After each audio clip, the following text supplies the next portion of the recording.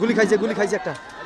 এজন্য ফিরে এসেছে আবারও ভাষা আন্দোলন কিংবা ৭১-এর যুদ্ধ। পুলিশের সামনে বুক চেতিয়ে যেভাবে মৃত্যুর কোলে ঢলে পড়লেন বেরবির আবু সাইদ, তাই জানাবো এখন আপনাদের।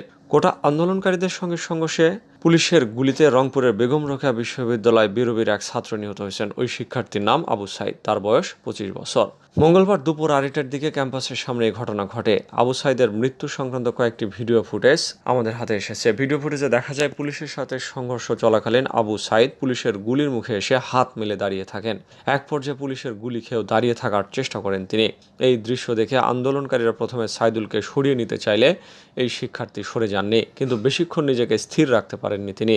মুহূর্তে রাস্তার উপর ঢলে পড়েন। এক পর্যায়ে সহপাঠীরা আবু সাইদকে তুলে হাসপাতালে নিয়ে গেলে পথেই মারা যান তিনি। নিহত আবু সাইদ ইংরেজি বিভাগের ২০১৯-২০ সেশনের শিক্ষার্থী এবং বিশ্ববিদ্যালয়টির কোটা আন্দোলনের অন্যতম সমন্বয়ক ছিলেন। আজ বিকেল ৪টার দিকে বিশ্ববিদ্যালয়ের একজন সহকারী প্রক্টর এই তথ্যটি নিশ্চিত করেন। তিনি বলেন, দুপুরে বিশ্ববিদ্যালয়ের সামনে এই ঘটনা ঘটে। এই ঘটনায় বহু হতাহত হয়েছে।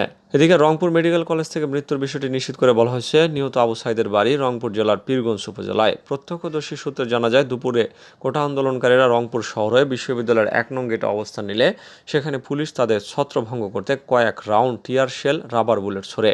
এ সময় সংঘর্ষে জড়িয়ে পড়ে দুই পক্ষ। এতে এক পর্যায়ে গুলিবিদ্ধ হয়ে মারা যান আবু সাইদ। এ সময় পুলিশের সঙ্গে ছাত্রলীগ, যুবলীগের নেতাকর্মীরাও অংশ নেন বলে জানা গেছে।